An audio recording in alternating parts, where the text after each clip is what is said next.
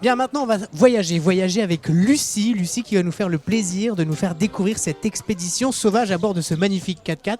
Lucie, est-ce que vous pouvez nous parler un petit peu de l'expérience qu'on va vivre ensemble ? Eh ben, bonjour Flavien, cette expérience en fait c'est un voyage à travers différents espaces dans des enclos en immersion avec les animaux, donc ça va être 3 km de balade à travers 3 types de territoires différents et on pourra voir une douzaine d'espèces ainsi que quelques nourrissages qu'on voit vraiment que pendant ce train. Et c'est des lieux qui sont inaccessibles quand on se balade à pied dans le parc, c'est vraiment inédit et en fait des lieux qu'on pourra ne voir que pendant l'expédition. Voilà, une bonne partie du train est effectivement uniquement accessible avec le train. C'est le cas notamment de nos chevaux de Przewalski, nos bisons et les vaches Highland par exemple. On voit également qu'avec le train, donc c'est aussi le petit plus de prendre cette expédition. Et juste avant de laisser rentrer le public, je crois qu'on va pouvoir aussi nourrir des animaux, c'est bien ça ? Oui, vous avez bien compris. On va pouvoir effectivement faire 3 nourrissages éventuellement s'ils veulent bien venir. Eh bien, croisons les doigts pour que les animaux nous rejoignent. En attendant, on va faire, je pense, rentrer le public dans le safari. Et moi, je vais prendre place juste derrière vous dans le 4x4. Ok, je monte et puis on va attendre le départ de ce safari.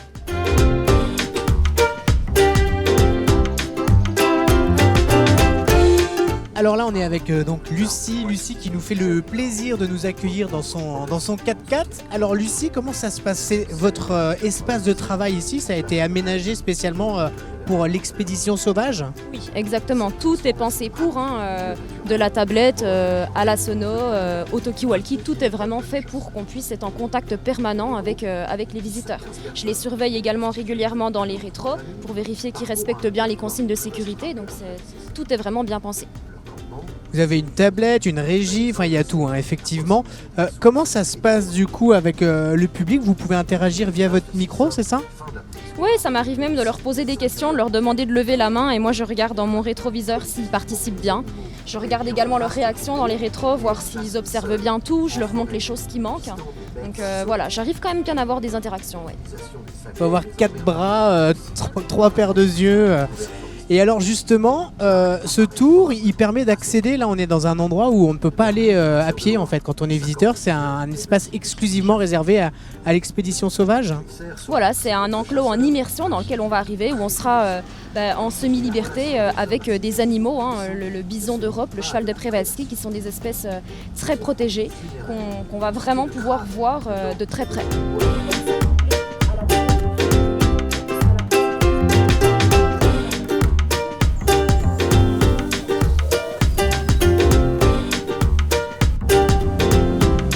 Avant d'entrer dans cet espace, on a passé comme pas un dos d'âne, des tubes en métal comme ça. Comment ça s'appelle et justement à quoi ça sert ? Donc c'est des ponts canadiens qu'on a passés. C'est pour éviter la pose d'une barrière et permettre aux véhicules de traverser tout en dissuadant les animaux de traverser. En fait, ça repose sur le fait qu'ils ont peur du vide. Et donc comme ces ponts créent ce vide, eh bien, en général ils ne traversent pas et seulement nous pouvons.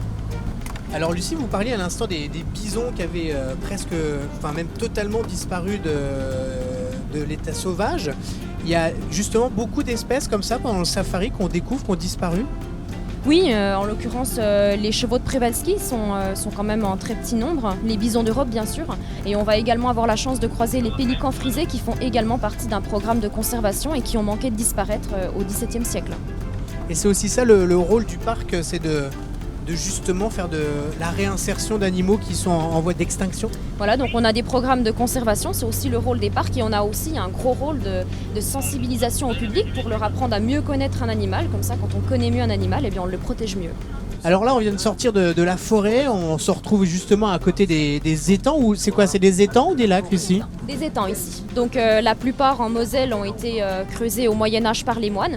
En l'occurrence, tous les lacs, tous les étangs qui sont présents dans le parc ont été creusés lors de la création du parc, donc c'était dans les années 80.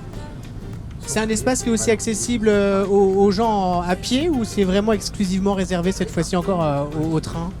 Non, absolument pas. C'est seulement par le train qu'on peut voir. Donc là, on va arriver à proximité de vaches Highland. Elles sont seulement accessibles par le train. C'est l'un des privilèges. Vous avez souvent le cas d'avoir des animaux extérieurs qui viennent justement faire leur petite vie aussi au cœur du parc ? Oh oui, très fréquemment. Ne serait-ce que les grands cormorans qu'on vient de voir, également toutes les oies, les milans, les cigognes. Mais ça peut être également carrément du chevreuil ou du renard qui est extérieur au parc, qui a trouvé son confort ici. Donc là, on va quitter la forêt qui est un milieu fermé fermé pour les étangs et les éleveurs, le changement de paysage. Je vous invite à regarder sur la gauche, vous allez différent. Si vous le voyez bien, le cormoran, lui, il est capable de plonger carrément. Alors que le pélican, lui, malheureusement, il n'en est pas capable. On est en train de longer justement la célèbre plaine des cerfs, et Pierre Singer qui raconte l'histoire justement aux visiteurs. C'est là où tout a commencé finalement pour le parc de Sainte-Croix. Et oui, avec les premiers cerfs venus de Chambord, on a ici nos toutes premières espèces qui sont ici dans la plaine. Alors pour celles et ceux qui ne connaissent pas encore l'expédition sauvage, ça dure combien de temps à peu près? Ça dure 1 heure, une bonne heure. Et vous me disiez également en off que finalement vous pourriez le faire 5 fois dans la même journée et 5 fois vous auriez un discours différent tellement vous avez d'anecdotes justement sur l'ensemble du parc.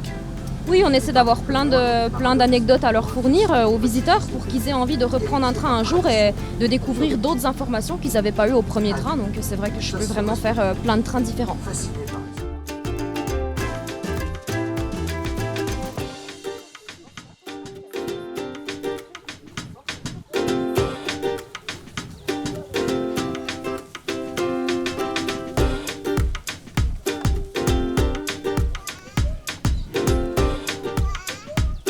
Tonnerre d'applaudissements pour Lucie, s'il vous plaît.